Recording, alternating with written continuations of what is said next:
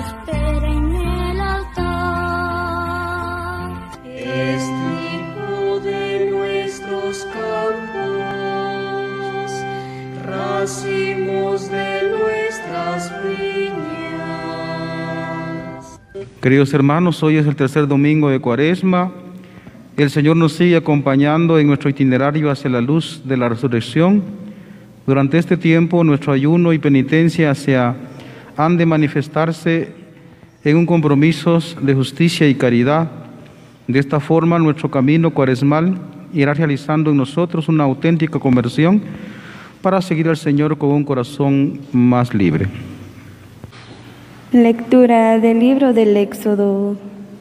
En aquellos días, Moisés pastoreaba el rebaño de su suegro, Jetro, sacerdote de Madián. En cierta ocasión llevó el rebaño más allá del desierto, hasta el Horeb, el monte de Dios, y el Señor se le apareció en una llama que salía de un zarzal.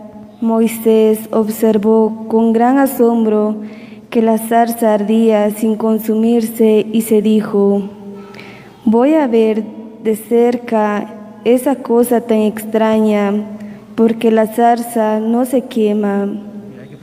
Viendo el Señor que Moisés se había desviado para mirar, lo llamó desde la zarza: Moisés, Moisés.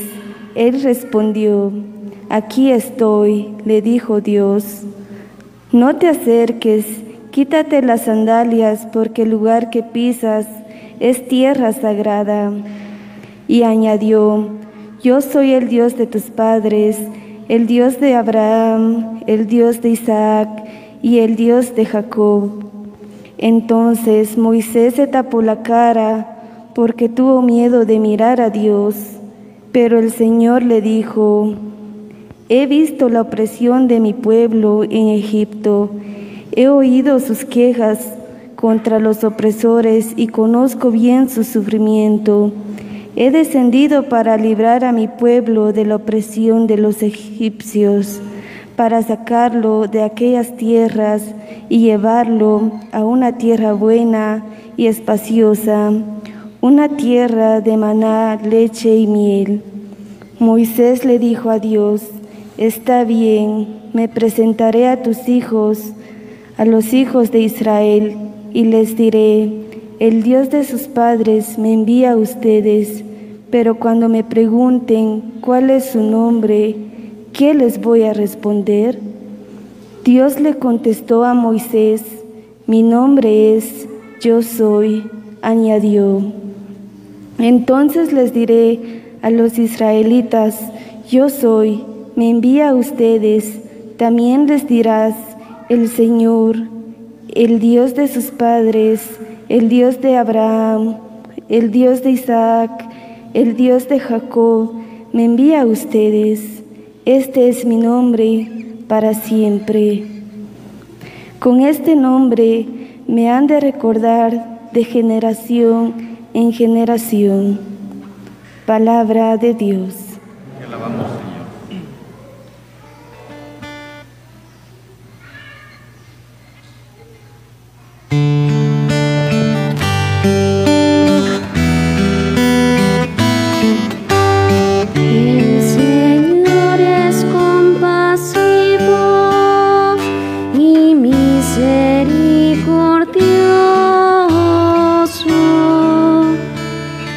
El Señor es compasivo y misericordioso.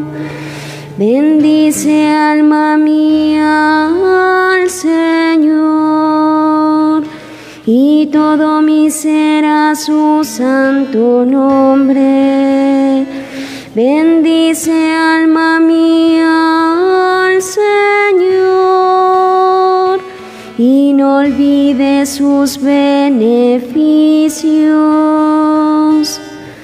El Señor es compasivo y misericordioso.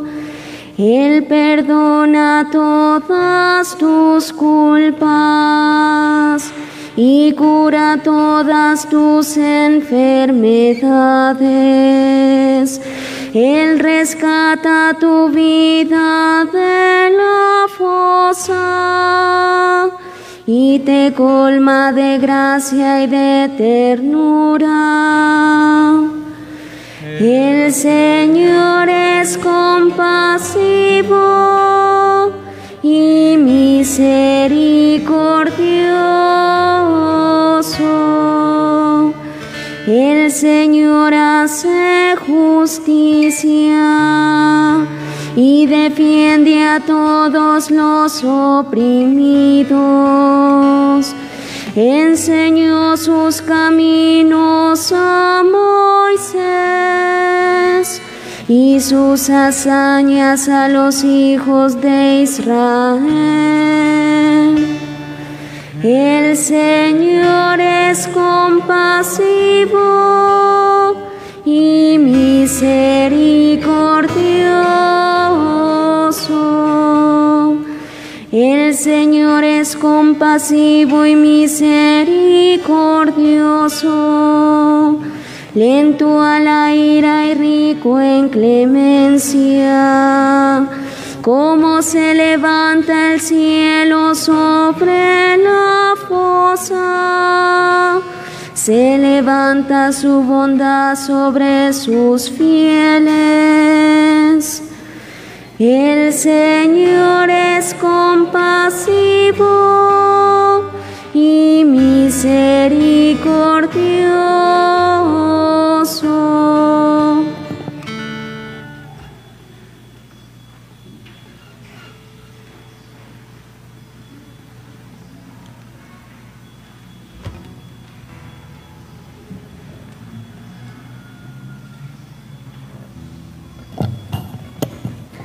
Lectura de la primera carta del apóstol San Pablo a los Corintios.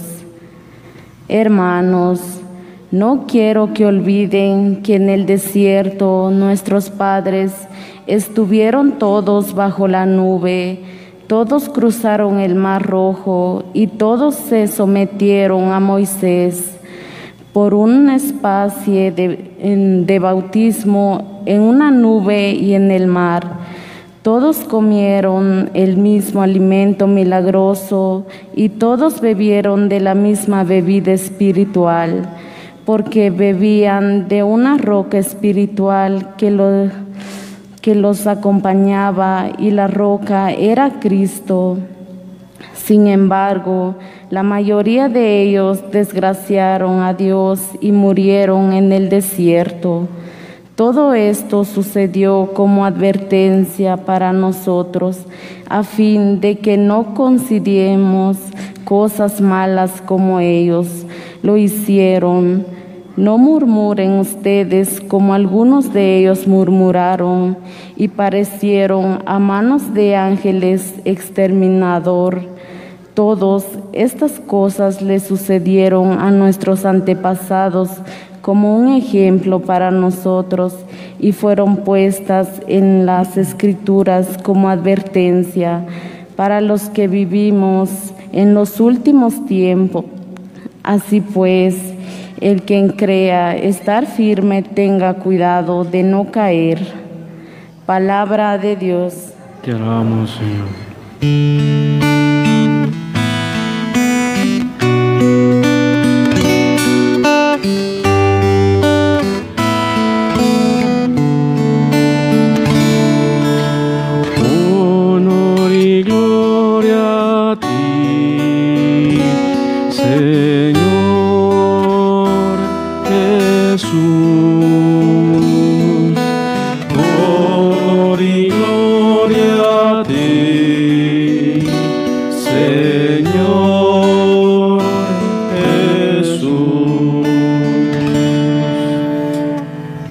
El Señor esté con ustedes. Con tu espíritu. Lectura del Santo Evangelio según San Lucas.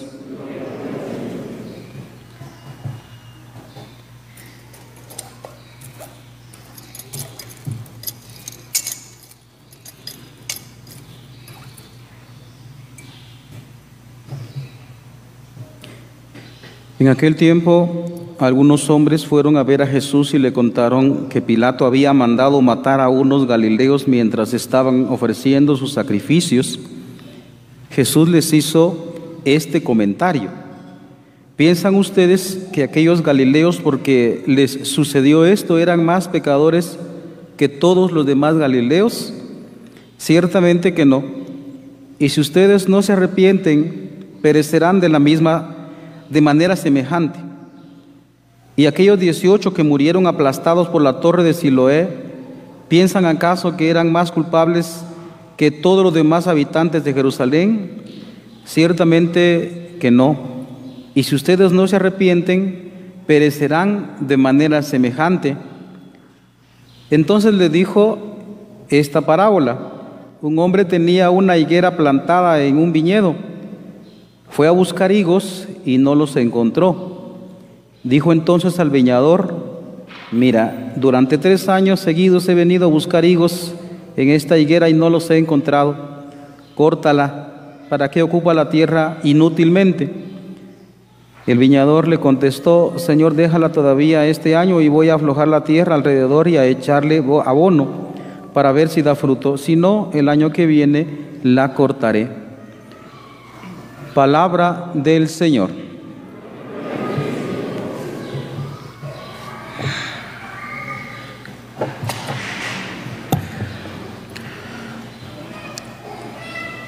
Estamos, hermanos, en el tercer domingo de Cuaresma. Se recordarán que el primer domingo presentaba a Jesús en la lucha, en el combate en el desierto, y el segundo domingo, pues, es también a Cristo victorioso, un Cristo resplandeciente y transfigurado.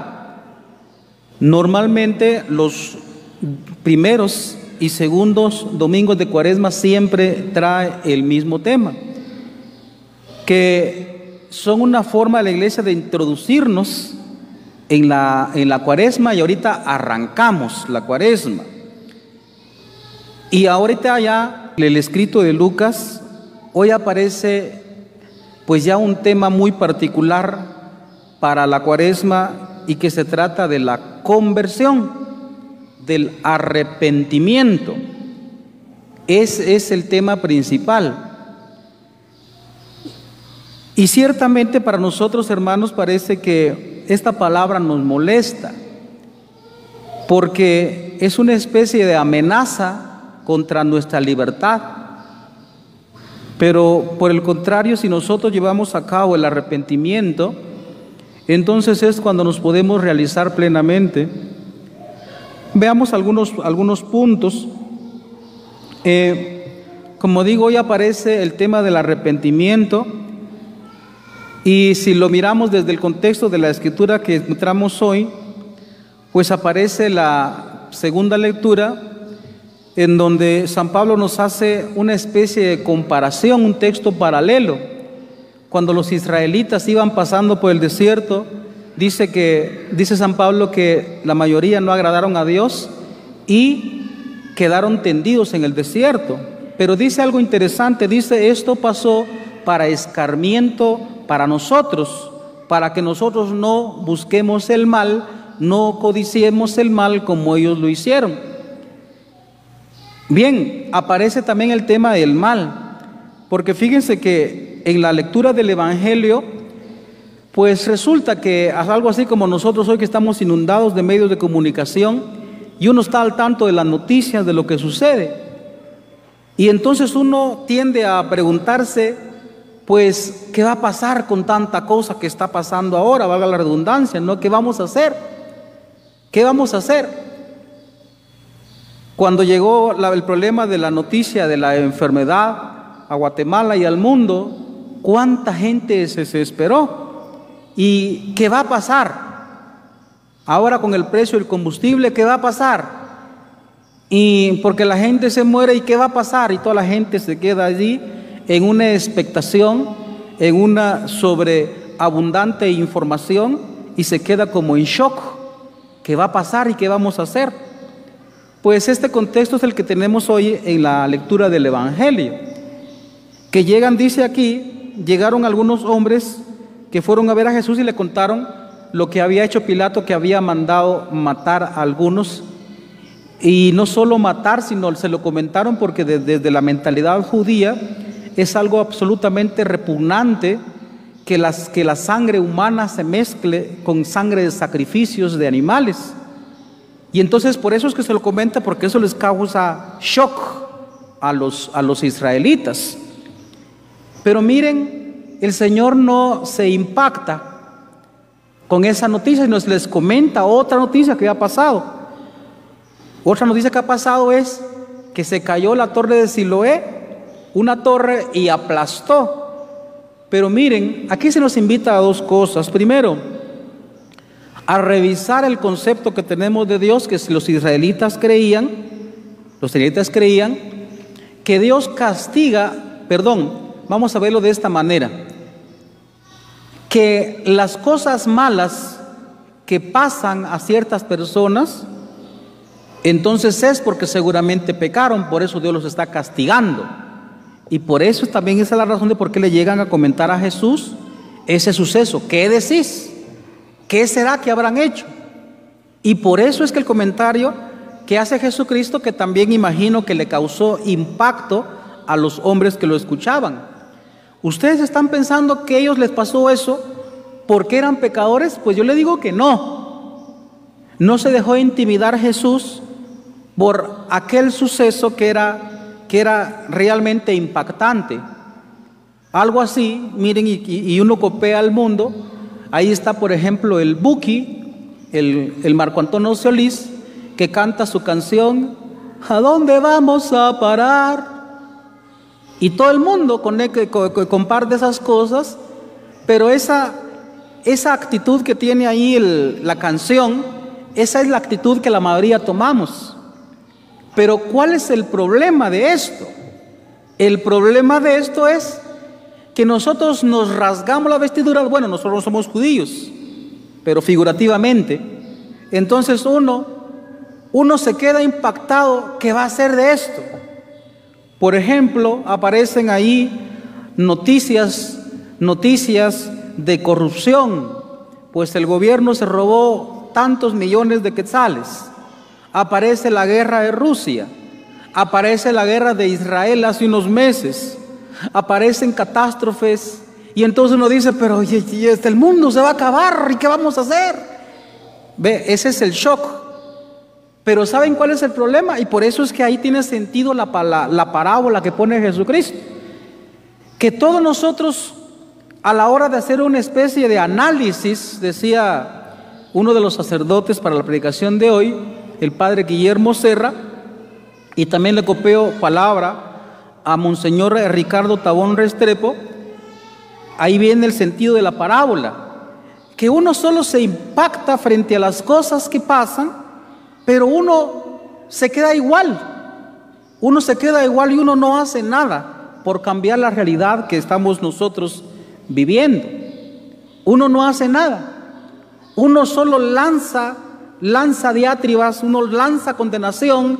Por ejemplo, cuando, no es que lo alabe, por supuesto, ni lo defiendo, no sé, porque al fin y al cabo Dios es el que sabe, pero cuando se cometió corrupción, por ejemplo, con el presidente Otto Pérez Molina y con la Valdetti, ahí está el montón de comentarios, ahí está el montón de condenas, pues metan a la cárcel a ese desgraciado, corrupto, no sé qué.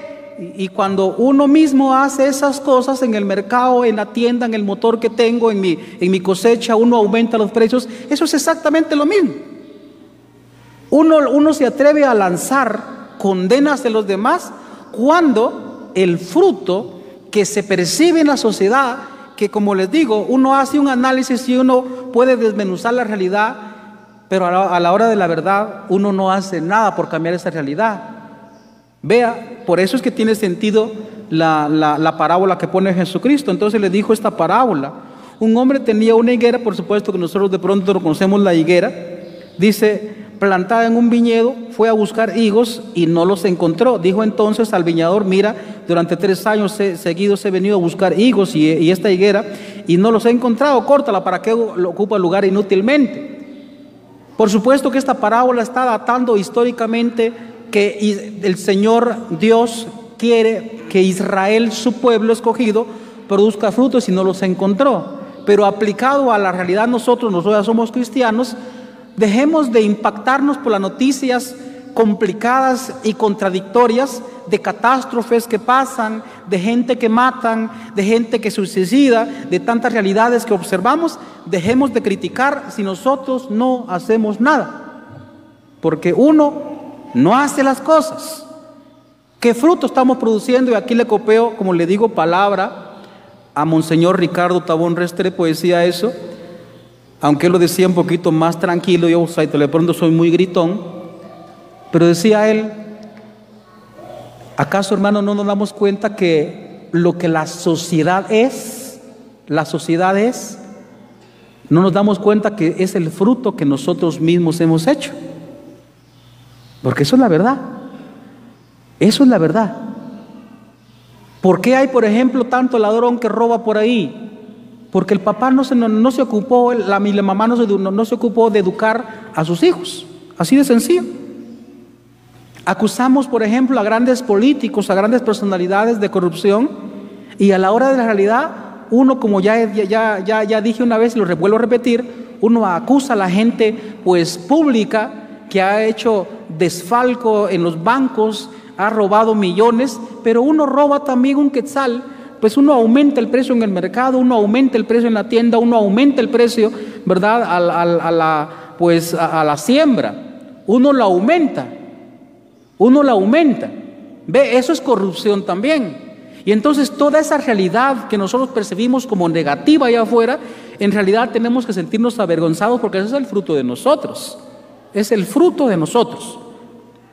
Todos y cada uno hemos creado la sociedad que no nos gusta, pero nosotros mismos lo hemos creado. Si hay mucha muerte, si hay mucha violación, si hay pues tanta realidad que vemos, eso es el fruto de nosotros. Nosotros mismos hemos hecho eso. Por eso es que dice Jesucristo, ¿verdad?, regañándonos. Por supuesto que no estoy tirando pedradas solo a usted, sino primero también a mí. Por eso dice Jesucristo: y si cada cual no se arrepiente de las cosas, pues les aseguro que van a morir de la misma manera. Es lo que dice Jesús. Si no nos arrepentimos de las cosas que hacemos. Aquí, como les digo, vamos a aclarar lo que dice ahí el padre Guillermo Serra, que la gente cree que las cosas malas le pasan a la gente mala, que está enfermo porque seguramente pecó, que pasó un accidente porque seguramente pecó y Dios lo castigó. Miren, como decía el padre Juan Jaime Escobar Valencia, pues las cosas le pasan a la gente, sea buena o sea mala. Es lo que está diciendo también Jesucristo. Está aclarando el concepto que la gente tenía de su Padre Dios. Él lo está aclarando.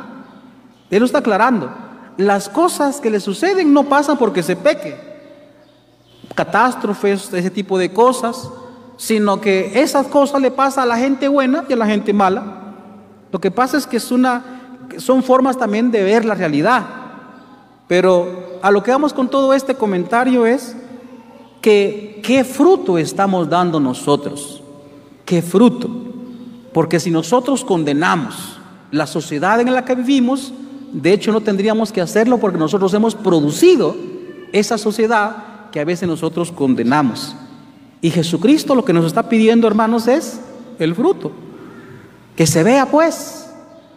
Miren, les voy a poner un ejemplo, me perdonan tal vez un poquito cursi e infantil, pero me parece que me voy a expresar de mejor manera si lo explico de esta manera.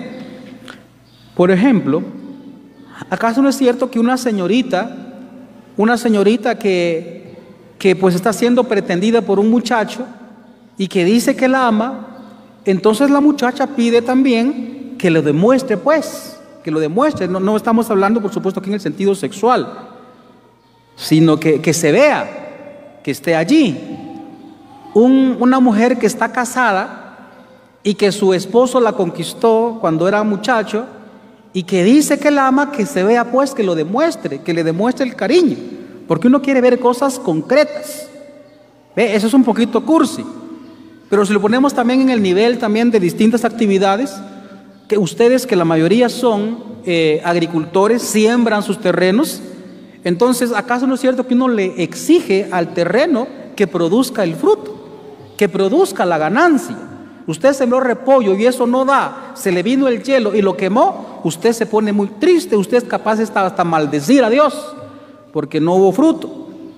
Uno siembra milpa, yo sembré milpa hace mucho tiempo cuando mi señor padre estaba vivo, pues es evidente que el agricultor va a sembrar la milpa, va a sembrar el frijol, pues es evidente, es muy normal que le va a exigir frutos a esa milpa. Pero si está ahí la milpa, solo las hojas bien verdes está, pero ni siquiera un chilote, ni siquiera cholco está.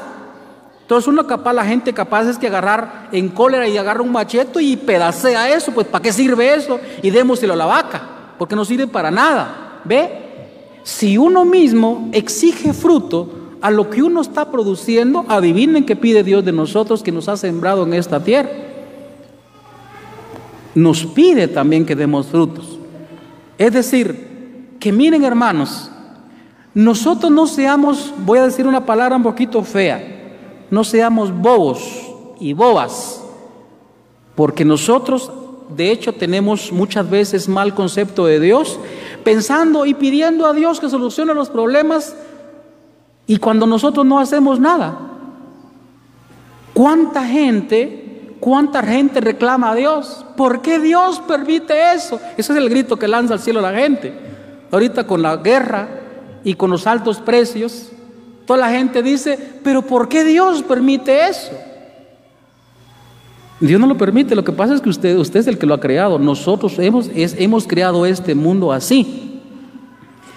Y fíjense que a propósito de esto, hay un comentario que hay por ahí de este reclamo que la gente hace. Pero ¿por qué Dios permite eso? Hablando de catástrofes, cosas naturales que suceden, por ejemplo, se le murió un hijo a usted, se le murió su esposo, se le murió su mujer, se le murió su mamá, y era gente buena y la gente dice, ¿por qué Dios permite eso? O las catástrofes naturales, el volcán hace 3 años y medio, 4 años, terremotos en todas partes, toda la gente dice, ¿por qué Dios permite eso? La canasta básica que se va por los cielos, la gente dice, ¿por qué Dios permite eso? Y entonces la respuesta dice este comentario, pues yo no permito eso. ¿Y qué hace Señor para que todo esto cambie? Y Dios responde, te he hecho a ti, te hice a ti. No pidamos nosotros que Dios cambie las cosas si nosotros no movemos un dedo para cambiar la realidad. Porque nosotros somos los encargados. El fruto, como ya lo he dicho una vez, ya lo dije una vez, ya lo vuelvo a repetir, lo que la sociedad es lo que nosotros mismos hemos creado. Este mundo, nosotros lo hemos hecho así. Y le pedimos respuestas a Dios cuando nosotros somos los que hemos producido ese mundo lleno de maldad, lleno de maldad. Entonces uno arruina el planeta, uno arruina la vida. Miren, les pongo un ejemplo si ya vamos a acabar. ¿Acaso no es cierto que la mayoría pedimos salud? Nosotros pensamos que la salud es lo más importante, eso decimos. La salud es lo más importante, le pedimos tanta salud a Dios. Pero entonces, ¿por qué usted se mete hamburguesas, se mete pizza, se mete papas fritas, se mete todo tipo de gaseosas? Que eso no alimenta. Eso solo es rico nada más, pero eso no alimenta. No alimenta. La gente se queja ahorita, por ejemplo, del calor. Todo este tiempo, ahorita 2 meses de calor. ¡Ay, qué calor! Y no nos damos cuenta que, por ejemplo, y miren, aquí hay una acusación muy grave para ustedes, patricienses. Nos quejamos del calor y usted ha pelado prácticamente todo para siembras. ¿Los árboles dónde están? Hay pozos que se secan. Esa es consecuencia de que usted cortó los árboles. Esa es consecuencia de que usted cortó los árboles. Nos quejamos del calentamiento global, mucho calor, pero nosotros allá andamos tirando basura.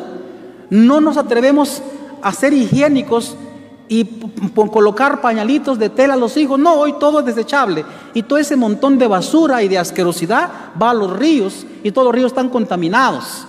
Están contaminados por nuestra pereza. ¿Por qué? Porque uno no quiere lavar trastes, uno no quiere lavar pañales, uno compra pañales desechables, uno compra platos desechables, vasos desechables, todo por mi pereza. ¿Ve? y le pedimos salud a Dios. Hágame el favor. Cuando nosotros somos los que nosotros mismos nos enfermamos, porque uno se mete todo tipo de porquerías en la boca simplemente porque son ricos. Yo sé lo que le estoy diciendo aquí, le ofende, pero usted le hace caso más a la publicidad. Todas las cuestiones mediáticas que hay, usted le hace caso porque los anuncios siempre son para encantar, para embrujar. Le venden a usted felicidad y usted le hace caso a esas tonterías. Yo no le hago caso a nada de la televisión, no le hago caso a nada. ¿Ve? Y entonces uno le pide salud y uno arruina su propia salud. Uno, como decimos vulgarmente, uno chupa y después uno le pide salud al Señor.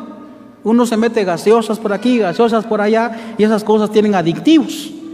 Y allí va el montón de plástico para el mar, va el montón de plástico tirados por todas partes. Por todas partes hay ese tipo de cosas. Y uno le pide salud a Dios cuando uno mismo es el que ha hecho todo eso. Ve, ahí está el problema. No se ofende, pero eso somos nosotros. El fruto como digo, la sociedad que está allá afuera, nosotros lo hemos sembrado. Y por eso dice Cristo, dice aquí, ¿piensan ustedes que aquellos galileos, porque les sucedió esto, eran más pecadores que todos los demás galileos? Les aseguro que no. Y si no nos convertimos, y si no nos arrepentimos, y si no se arrepienten, dice Jesús, van a perecer de igual manera.